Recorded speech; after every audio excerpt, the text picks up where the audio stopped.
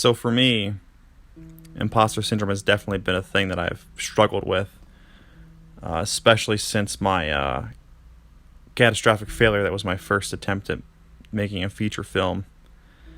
I'll talk more about that later. But yeah, so I pretty much, after that colossal failure, I really doubted myself and my abilities and just pretty much gave up. I hate to say it, but I didn't feel like a filmmaker. I had zero confidence in myself, my abilities, the whole nine. So I kind of just put everything on the back burner for a while. And yeah, it's really, really bad. I mean, that's one of the worst things that can happen to a creative, is to, totally give in to imposter syndrome, especially after you've, failed so horrendously like I did. It was awful. 0 out of 10, do not recommend. But the one silver lining out of that whole situation is that I've come to realize that, I still want to make films. I still want to be a filmmaker. I'm just not going to worry about success so much, or being, a household name or anything like that. And that's not why I got into film. Naturally, it's something, you play with that idea in the back of your head, thinking, well, maybe one day, I'll be somebody or something like that, or have something to show that you're proud of. Something along those lines.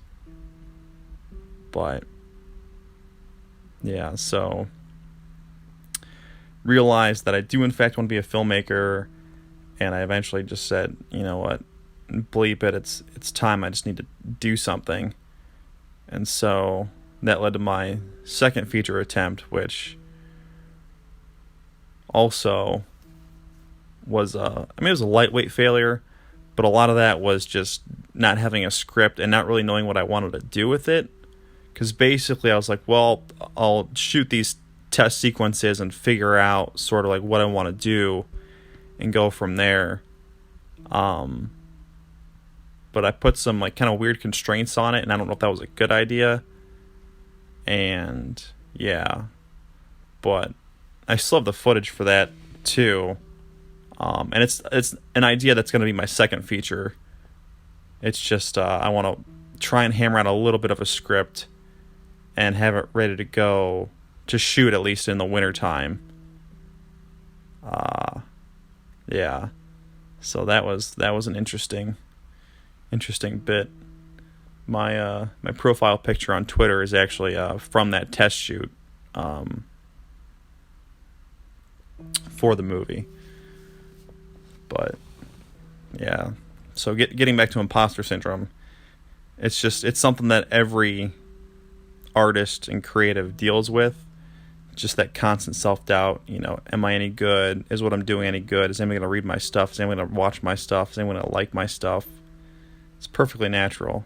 Even guys at the top of the world as far as their field, guys like Gary Whitta, who wrote After Earth, or he's one of the co-writers for After Earth. I know, depending on how you feel about that movie, I know it's got a bit of a bad rap, but it's not really the point. The point is, even a guy who's had a movie produced at the highest level, had one of the biggest stars in the entire world in his movie, even he feels that way. So,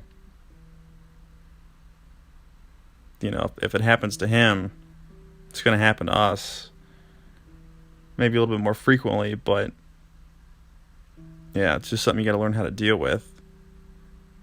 And also, I think that's part of the reason why Henry Fonda always threw up before every performance. It's that just gut reaction, that fear that, am I any good, or am I just a fake? Am I an imposter? And just, letting it all loose, that, nervous energy, that like, just, can I do this?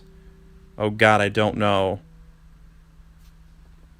And running off to the bathroom and, taking care of business. don't worry about it if you don't feel like you're legit or what have you. It's just your monkey mind and your old hardware, trying to avoid pain. Just saying, oh God, I don't know.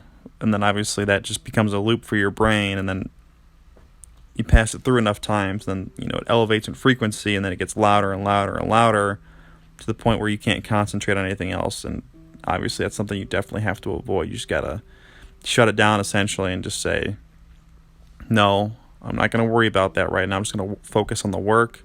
I'm going to focus on getting it done, getting after it today, doing what I can, and making steps towards, my film or my script or whatever project you happen to be pursuing. All right, guys, just want to say thank you for watching. I really appreciate it. And if you haven't, please subscribe. And just a few more quick notes here. I'm going to be doing some gear reviews soon. Going to have one for the A7S2, a tripod I got, and also an external monitor that I got with a focus assist. So I'm pretty excited about that. And obviously more videos here. I think the next one is going to talk about sort of the genesis of the feature I'm working on, and kind of influences and things like that. So stay tuned for that.